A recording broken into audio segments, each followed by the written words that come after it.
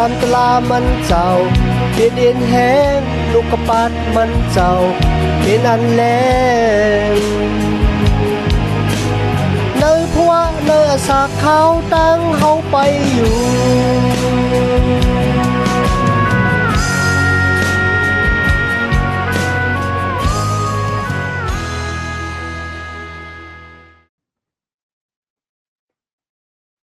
มาสูงค่าพี่น้องผู้ชมยินเสียงได้ตีนับยำกุศลกุปายามหลีกต่างสายลมอีกบาดังข่าวลุงแรงเบิงไหลมาโหบโทบโหบยาพี่น้องขากว่าแทงวันหนึ่งเขาย้อนหาต่างหักแมตตาต่างหนินเจอต่างโจมเสือมวนเปียวตีลูกตีเถาลาพระเป็นเจ้าเฮาขามาแต่อยู่ในหูเจอเฮาขากว่าหังผาหังมันสิกรรมค่ะแล้ววันมื้อนี้เฮาเข้ามาถึงแก้มตะหมานเจ้าคานเจดเขาสติผ่านไล่ขามดังอันป้าขึ้นลุมจีอย่างตะลาของคนมิวจูค่ะจอมหนังที่มีไว้ในแก้มตะหมานเจ้าคาน6ค่ะเนาะมีสลอพอตะลาของคนต่างเจ้าคือที่เขาต่างอภิติสติผ่านคณะวัดสติผ่านเนี่ยฮอข่าวตะลาดังเกชอดลองเจ้าเยซูป่วยหมู่ก้าในกันนะยุดยาบรรยกะโกนโยก็เฮ็ดลองดีอ้ำหลายซ้ำหลายเบิ่งอันที่1เนี่ยเขาเนี่ยนะทางเลขรู้หลายถาวรพระเป็นเจ้าอันที่2ก็ปิ้งยับตราโมเสสอันที่3ก็เป็นย่องปิดหม่านของพระเป็นเจ้าเนี่ยมาถึงในขั้นที่7นะครับผู้ใหญ่ก้นหลงผู้อ่อนหูภายศาสนาของคนมิวจูอีบาดังคนมิวอิศิลาดังหลายกันนะป้าเขามาขึ้นลุมจีอย่างตลาเซนเฮตุเรนตีในค่ะเป็นดังอันปันอขว้างอเยหาสเตพานเนี่ยแกลีตั้งพิษของตัวเจ้าเก่าที่เขาว่าสู่ทางเลขพระเป็นเจ้าสู่ทางเลขปิ้งยับตลาของโมเสสแล้วก็สู่รูหลายจ้องปิดหม่านของพระเป็นเจ้าในมันเจอในกันนะปันอขว้างหาเขาเลยแกลีค่ะในข้อที่1มีไว้ว่าปลอเหกหลงถามว่าลองเนี่ยมันเจอเต็มเจอแต่5เนี่ยแล้วข้อที่2สติพานขึ้นตอบเขาว่าโดยรู้พี่น้องและโกนอย่าโกนหลงทั้งหลายที่ในเขาปันมุนสเลค่ะนะเขาห้องโกนที่เป็นยานสู่เขาที่ป้าเขามาขึ้นรุมเสียงแต่ละเนี่ยเขาห้องว่าพี่น้องเป็นพี่น้องที่โฮมในสายเลือดครับนั่นก็เป็นคนมิวจูเหมือนกันโกนอย่าโกนหลงทั้งหลายนั่นก็เป็นปลอเหกหลงกันมันบอกว่าเขาเป็นโกที่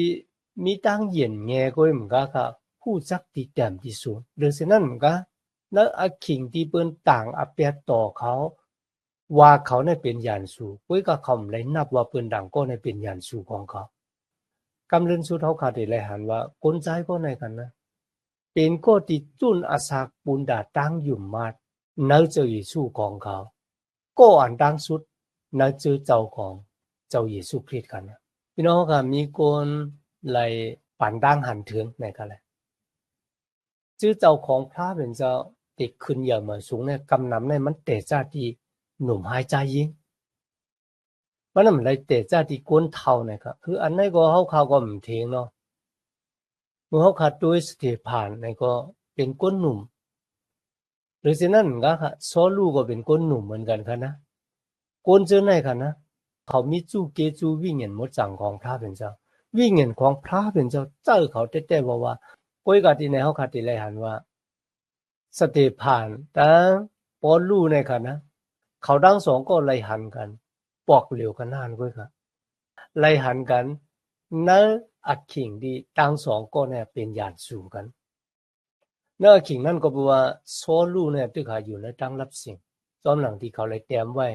ใน1 โครินธ์ขั้น1 ข้อ 18กันนะเขาเตรียมไว้ว่าโกนดังหลาย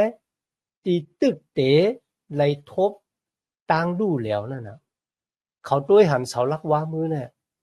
เป็นลองเงือครับว่ากุยกับโกนดังหลายตีตึกหาไล่หับตั้งเกจอน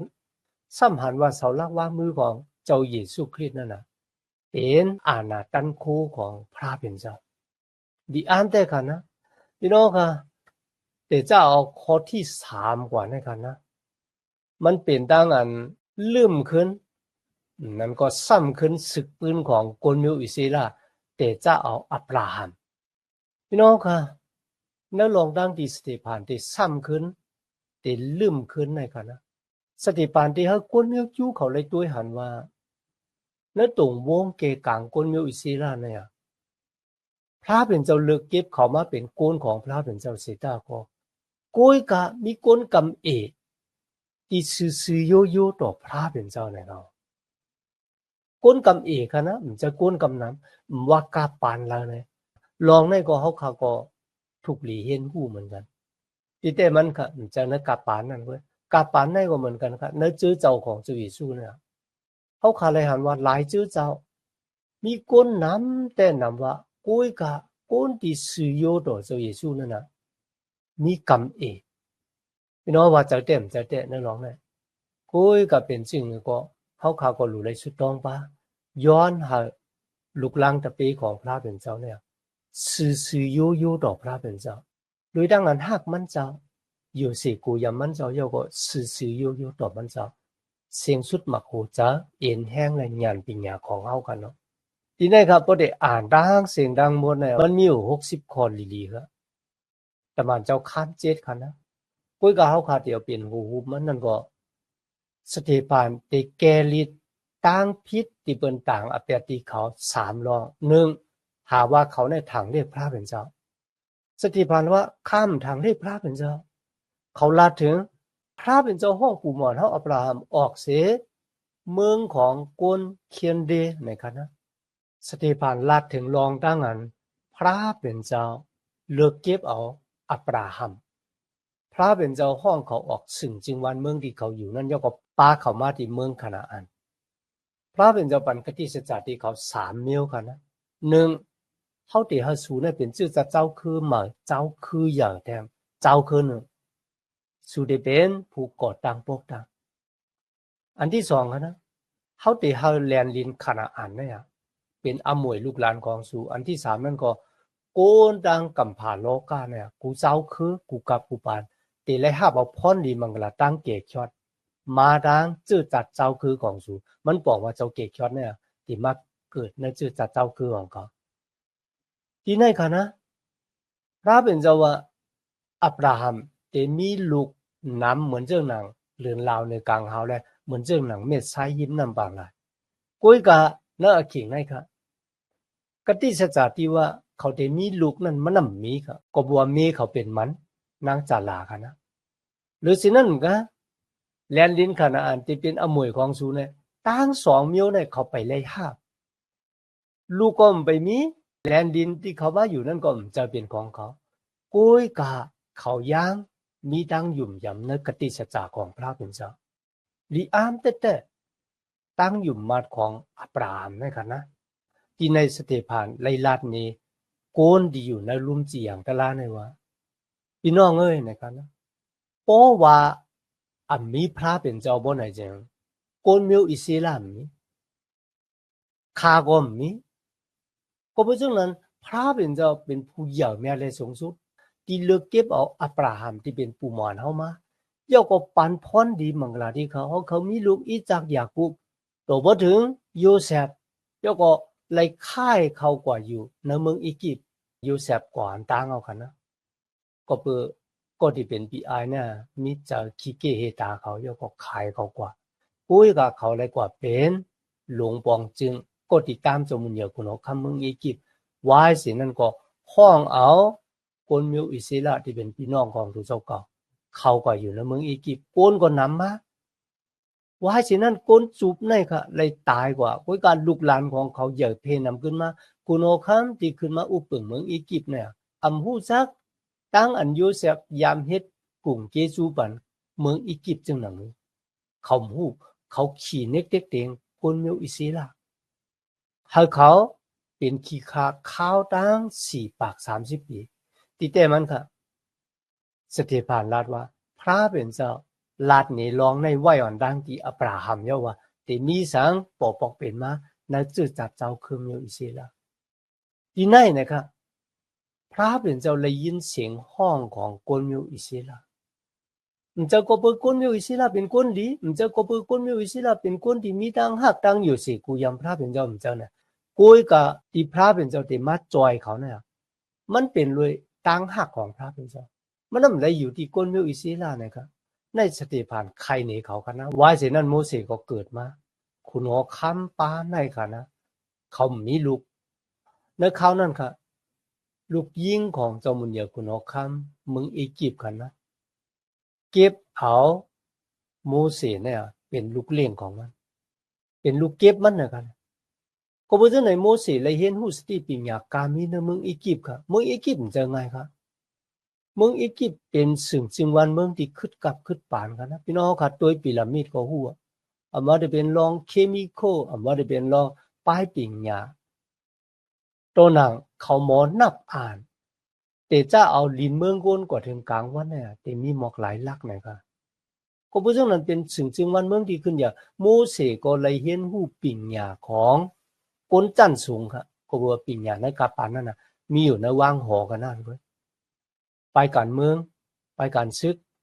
ไปหมักมีค่ะนะไปกล้าขายแล้วก็ไปอุปเปิงพองงำสิ่งจึงวันเมืองปัญญาการมีค่ะนะเขาเลยเห็นหูกูกับวันหนึ่งเขาก็เลยหาคนมิวอิสิลาขันคนมิวอียิปต์ขี่เด็กๆเขาก็แหมคนมิวอียิปต์ตายเขายุ่มยำวัดตูเขาเนี่ยที่เป็นก็ดีมาปล่อยรอดคนมิวอิสิลาป้นเสตันเป็นขี้คาของคนมิวอียิปต์อยู่มาแทงวันหนึ่งเขาก็เจอคนมิวอิสิลาเขาตึกหามาดว่าเป็นพี่น้องของเขาอยู่กันนะคนมิวอิสิลาหนังกันพิษกันเขากว่าห้ามก็ภาษาอ่ะพี่น้องเขาลาติคนมิวอิสิลาสองก็ว่าพี่น้องไงเขาเป็นพี่น้องกันก็เบอร์สังสุพิษกันนะก็หนึ่งกันนะมาอีโมเสสออกยกคนละพอเราเป็นก็ติดต่างสู่เขามาเป็นผู้เจียงแต่ละเขาชุดที่แฮมคาตายเหมือนเจิมที่สู่แฮมคนมิวอียิปต์ตายนั่นน่ะอโลพี่น้องกับที่ในโมเสสก็กูเนี่ยสเตฟานสืบลาดกว่าแท้ว่าโมเสสปลายกว่าอยู่ที่มิดานที่นั่นน่ะกว่าแต่นาเฮิรนเนี่ยก็มีลูกสองก็ว่าเสียนั่นพระเป็นเจ้าห้องโมเสสเฮาโมเสสเนี่ยกว่าจอยโกนมิวอิสิลาออกป้นเสตั้งอันเป็นขี้ขะลุยตั้งเฮ็ดอันดีอามลุยนิ้วมือของเถาละพระเป็นเจ้ามาตั้งโมเสสมาได้เป็นตั้งอันมีเพอุปัต10 มิลยก็โมเสสปาโกนมิวอิสิลาออกเมืองอียิปต์มากันนะเพน้ำปางหลายแรงออกให้เขาไปอยู่ในลินแฮมก้อยกาดินไหนคะสเตฟานลาดว่าคนมิวอิสิลาเขาเนี่ยเทียงแบบโมเสสอำเภอโมเสสเนี่ยเป็นผู้อ่อนหูเขาหรือสินั้นกันนะเถื่อนแรงเข้าตั้ง40 ปีเนี่ยเขาลูกพื้นโมเสสแล้วก็เขาลูกพื้นเถาราพระเป็นเจ้าเขาเฮ็ดโวคำโลพี่น้องคนมิวอิสิลาทั้งหลายเป็นคนที่ลูกพื้นเถาราพระเป็นเจ้าตาสิพระเป็นเจ้าปันปิ้งยับตระสิปาติลอยสีนาลอยตะหมานกลางเฮามันเจ้าเขาดังหลายมันเลยกำจังซ้อมหนังปิ้งยับตระพระเป็นเจ้าเมื่อเลี้ยวไหนเนี่ยตะหมานกลางเฮามาลาดว่าเจ้าเยซูคริสต์ได้มาเกิดเจ้าเมสสิยาได้มาเกิดในก็ตะหมานกลางเฮาก็มาลาดนี้กุยกับคนมิวอิสิลาเขาก็เถียงกันสเตฟานจุกอยู่ในลุ่มจีอย่างตระเซนเฮดรินต่อหน้าผู้ใหญ่ก้นหลงออกมาได้เป็นผู้อ่อนหูภายศาสนากันนะเขาจุกอยู่ต่อหน้าก้นดังหลายยอลานว่าข้ามไล่ทางเลขรูลายพระเป็นเจ้าพระเป็นเจ้าเป็นเถาราพระที่อาศักลิบอยู่หรือสินั่นมันก็ซ้ำแทงรองหนึ่งข้ามไล่ทางเลขรูลายปิ้งยัตราของโมเสสในข้อที่37ค่ะสเตฟานลาดว่าโมเสสก็น่ะตีไลลาดในก้นมิวอิสิลาทั้งหลายว่าพระเป็นเจ้าที่ปันปลอแผดป้าหนึ่งให้เกิดมาปุนดาสูเกิดมาที่พี่น้องของสูที่จืดตัดเจ้าคือของสูเหมือนเจ้าหนังคาหน่อยไหนกันนะเพราะว่ากุนก็เลยทิ้งไปปลอแผดป้าเนี่ยก็นั่นเดเลยขันตั้งอันแตบออกมาเป็นกุนมิวอิสิลาเนี่ยสถิพานลาที่เขาว่าสูดังหลายทิ้งแบบเจ้าเยซูคริสต์สูดังหลายเอาเจ้าเยซูคริสต์กวาดตอกจับตายในเสาลักว่ามือเจ้าคากุ้ยที่เถียงแบบปิ้งยับตะลาโมเสสกุ้ยก็เป็นสัวที่เถียงแบบปิ้งยับตะลาโมเสสเตรียมไว้ว่าพระเป็นเจ้าที่ปันปลอแผดป้าหนึ่งเหมือนเจ้าหนังค่ะอันนั้นมันเยื่องถึงเจ้าเยซูก็เพราะฉะนั้น ที่สูแหมเจ้าเยซูตายนั่นน่ะมันเป็นตั้งอันสูเถียงแบบปิ้งยับตราของโมเสสฮัลโหลพี่น้องเอากว่ามาผู้จีอย่างตราเนี่ยเลยขังตั้งอันสเตฟานขึ้นจีอย่างเขาสูมเลยถอมความของพระเป็นเจ้าเจอข้าที่ถอมเจอข้าก็ที่เถียงแบบพระเป็นเจ้าสูดังหลายเป็นก็ที่เถียงแบบพระเป็นเจ้าเจอข้าก็ที่เถียงแบบปิ้งยับตราของโมเสสสูดังหลายเป็นก็ที่เถียงแบบปิ้งยับตราของโมเสสวายสินั่นสติปัญญาขึ้นใครว่าผู้หมอนของเขาเลยเถียงแบบโมเสสซึ่งหนังน่าขิงเนี่ยกวนมิวอิสราก็เถียงแบบเจ้าเยซูซึ่งหนังนั้นในกันนะเขาขึ้นสืบลาดกว่าแทงว่าเมื่อโมเสสขึ้นกว่าห้าปียับตลาสิบปาเนี่ยโกนดังหลายเถียงแบบโมเสสตายเอาเยอะเฮ็ดวัวคำบันเฮาแหละตึกหาไรหันมุนพุ่งดันคู่ตั้งเหยียบแมดของพระเป็นเจ้าตึกหาหันอยู่ป้อหึงกันนะเขาบอกว่าเฮ็ดหุ่นหางช้างทู่มาไว้สเตฟานขึ้นสึกใครเนกันนะอันไหนมันเป็นสึกปืนเนาะวายเสโมเสสปากลมาถึงแลนดินคานาอันยอสูปากลมิวอิสราเข้ามาอยู่ในแลนดินคานาอันซุ่มเถงเฮินคำของพระเป็นเจ้าแต่จะเอาตีหลวยซีนาห้านตัวบ่ถึงกับปานเจ้ามุนยาคุณอคำดาวิดพระเป็นเจ้ามีอยู่เลยจอมกุลมิวอิสราในวันนั้นนะครับเจ้ามุนยาคุณอคำดาวิดมีตังวนจากใครเจ้าว่าเขาเฮ็ดจ้องปิกมานเหย่ๆปันพระเป็นเจ้าก้อยกับเขาไรเฮ็ดนะครับก็ตีไรเฮ็ดนั่นซ้ำเป็นโซโลมอนในข้อที่48กันนะพระเป็นเจ้าผู้ใหญ่เนี่ยได้สูงสุดเนี่ยมันเจ้าแต่มากิ้งวับอยู่ในจองปิกมันตีมือโกนเฮ็ดมาห้านะครับจอมหนังดีปลอแพทย์ไรโฮไว้ว่าเมืองกลางหาวเนี่ยเป็นปลางของเขาดินเมืองโกนเนี่ยเป็นตีตั้มตีนชาตินของเขาเนี่ยก็เพราะฉะนั้นสุดที่เฮ็ดจองปิกมันเมียวเลยปุ่นดาเขาได้อยู่เนี่ยปุ่นดาเขาได้ลืออยู่ที่นั่นพี่น้องค่ะที่ไหนสเตฟานเขาลาดเนเขาว่าจ้องปิกมาน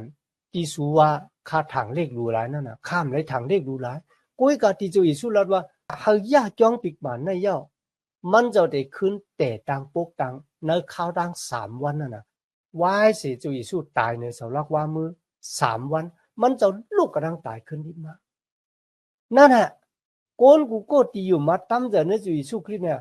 โกนกูก็เป็นจ้องปิกมานที่วิ่งเงินมดจังพระเป็นเจ้ามากิ้งว่าอยู่ก็เพราะฉะนั้นข้ามในทางที่รู้ร้ายจ้องปิกมานตีพระเป็นเจ้ากิ้งว่าอยู่นั่นกุยกันในวันเหมือนเนี่ยเจ้าเยซูบ้านเนี่ยเลยมาเฮ็ดอ่องเมียงเย้าลุยตั้งมันเจ้ากวาดตายในเสาลักว่ามือปุนดาได้เพตามบุรแปดปันโกนโลกากามีดังสิ่งดังโลสูดังหลายเนี่ยเป็นก็ดีกว่าตี้กว่ายอบมันเจ้าเถียงแบบมันเจ้าเย่าก็กว่าหิมมือของเจ้ามุนเยคุณอคัมปีลัดแถมเจ้าเยซูตายในเสาลักว่ามือก้อยกับพระเป็นเจ้าเฮาเจ้าเยซูบ้านในลูกกำลังตายขึ้นที่มาสูดังหลายว่าสุขามมังกราปาดปลายนังสูขามมังกราปาดปลายนังลุยถ่ายตูกายาของสูเจอของสูหูของสูเนี่ยมันเลยขามมังกราปาดปลายนังเจอของสูหมอป่องแจงแรงเจอเนื้อปิ้งหยับตลาพระเป็นเจ้าหูของสูก็มันเลยยินเสียงของพระเป็นเจ้าเนี่ยฮัลโหลพี่น้องมือสเตผ่านลาดเจ้าหนังไหนเอาค่ะนะเขาทั้งหลายเจอลำหนักเขาว่าพี่น้องเจอลำใส่กรรมมันเหมือนเจ้าว่ารับสิ่งพื้มืดค่ะเสด็จผ่านขึ้นลาดว่าปู่หมอนนายหมอนของสูในไล่แหมปลอแผดของพระเป็นเจ้าตายสูดังหลายก็ยืงจ้อมหนังปู่หมอนนายหมอนของสูเนี่ยลองพี่น้องค่ะเยื่อหนำไหลเอาค่ะนะครับเนี่ยนะเสด็จผ่านขึ้นลาดแทงว่าเหลือศีลนั่นหนำกะสูเนี่ยเป็นก็ที่อาบเจ้าเยซูเขาถึงตั้งตายมันเหมือนเจิงต่างอาเปียดเขาแทงเอาค่ะนะพี่น้องค่ะในสมัยจำลิกมีไว้ว่ามันเหมือนเรื่องมีดมาหวาดหัวใจของเขาครับเขาทั้งหลายป้ากันแรงกว่าจูสเตฟานในข้อที่55ครับสเตฟานเต็มเลยตันโควิ่งเงินหมดจังของพระเป็นเจ้ามันเลยแหนด้วยกว่าในกลางหาวนั่นมันเลยหันพุงดันโคของพระเป็นเจ้ามีเจ้าเยซูนั่งอยู่ภายขวามือของพระเป็นเจ้าครับพอย่อมันลัดว่านั่นเน่นะครับนะคาไรหัน ต้องภาพผุยออกย่อก็หันลูกโกนจุกอยู่ตั้งขวามือของพระเป็นเจ้าตั้งขวามือเนี่ยมันเป็นตีลำลองย่อก็เป็นตีมีมุนสเลมันบอกว่าสเตฟานหาบขามต่อหน้าเขาว่าเจ้าเยซูคริสต์เป็นพระเป็นเจ้าโลเขาจะลำเตะจะลำว่าพี่น้องค่ะนั่นสมัยแก้มเลยเขตเลขขั้นหนึ่งก็สามก็มีไว้ว่าเจ้าเยซูเนี่ยนั่งอยู่ที่ภายขวาปลางของพระเป็นเจ้าที่แนวคาเลยหันเจ้าเยซูคริสต์ปันมุนสเลสเตฟานได้แต่ครับตั้งอันลูกจุกเปิดหาบเนี่ยมันเป็นตั้งอันปันมุนสเลที่นี่เจ้าเยซูลูกจุกอยู่ภายขวามือพระเป็นเจ้าปุ้นดาเดตอนหาบสเตฟานคืนมือกว่าอยู่จอมมันเจ้าแล้วขิงได้คนดังหลายป้ากันที่ยอบเอาสเตฟานออกกว่านอกเวงย่อก็เอาชื่อเขาเนี่ยนะกอดผากไว้ที่ปอลูเขาปอลูเลยหันสเตฟานปอกในบอกเหลวเลยปอกอ่อนดังเลยเป็นปอกเล่นสุดครับมันบอกว่าปอลูเป็นตีโกนมาผักเสือเป็นก็ตีลุ่มลาเสือของก้นดีดีกว่ามักหินปือสเตฟานตายพี่น้องค่ะเนื้ออักขิงตีโกนดังหลายดีว่ามีพระเป็นเจ้าหากพระเป็นเจ้าอยู่สิกูยำพระเป็นเจ้าโตซาออกเจอบ่ลำพิมิตค่ะนะป้ากันออกมาหินปือสาที่สเตฟานกุ้ยกับสเตฟานก็ตีเลยขามเบินขี่เน็กเด็กเตียงนะเลยขามเบินทางเลขรู้ไรซ้ำมีหูเจอตีนิมซิมยกมือไหวตีพระเป็นเจ้าว่าพระเป็นเจ้าดีค่ะแค่ตัวห้าเอาจะวิ่งเงินของข้าสิกรรมดีค่ะหรือเช่นนั้นก็มันขึ้นสุดตรงแถมกรรมหนึ่งว่าพระเป็นเจ้าดีค่ะแค่ตัวอย่าไปปันตามเขาก็ปืดตั้งเฮ็ดที่เป็นวัวดแปดอันในสิกรรมเฮ็ดเขาขาคุกจะอะไรจูเยซูคริสต์ในสอนลักว่ามือนั้นจูเยซูก็สุดตรงว่าพระเป็นเจ้าดีค่ะแค่ตัวปล่อยวางควางหลอดปันวัวดแปดเขาทั้งหลาย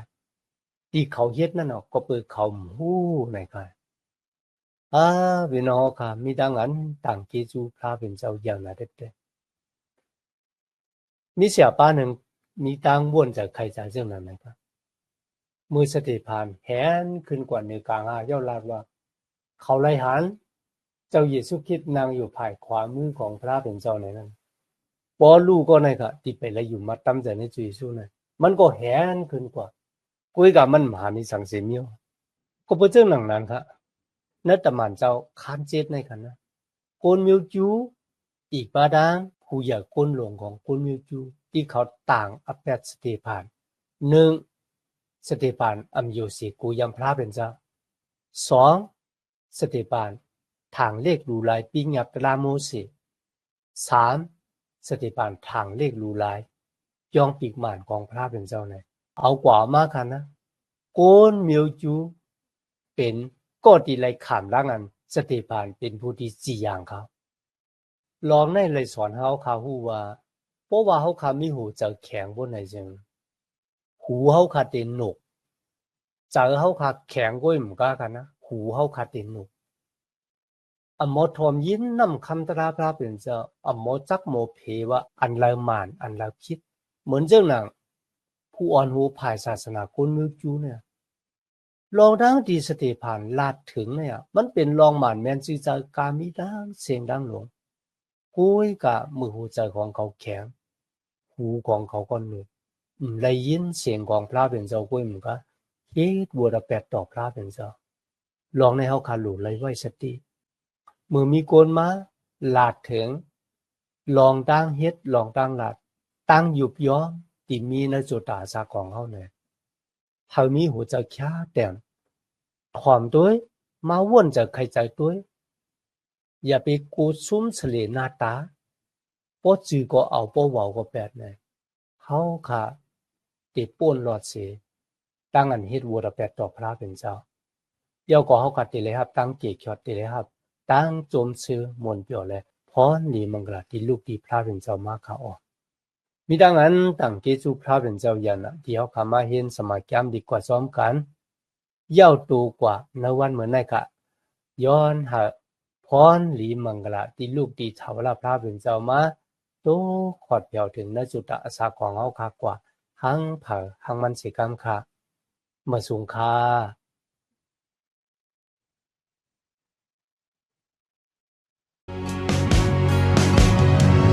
ความตลามันเจ้าเป็นเอ็นแห้งลูกกระปัดมันเจ้าเป็นอันแลงเนยพัวเนยอาสาเขาตั้งเฮาไปอยู่